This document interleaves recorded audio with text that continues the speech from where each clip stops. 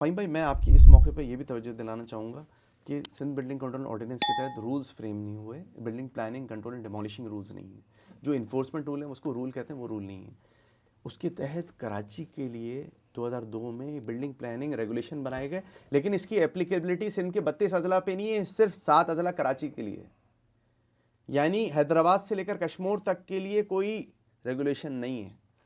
2018 کے اندر ہانی مسلم صاحب کی جوڈیشل کمیشن کی انٹرونشن کے بعد ایک ریجنل انٹرم نوٹیفیکیشن جاری ہوئے تھے، ریگولیشن جو حیدرآباد اینڈ آنورڈز ہیں، جس کا پریمبل میں آپ کو پڑھ کے سناؤں کہ ان سپرسیشن of this authority KBTPR were enforce were regional office other then Larkana region where as master plan of all districts falling in region except Karachi is under preparation. Therefore, the following regulation shall hold within jurisdiction in terms of NOC building plan except Karachi.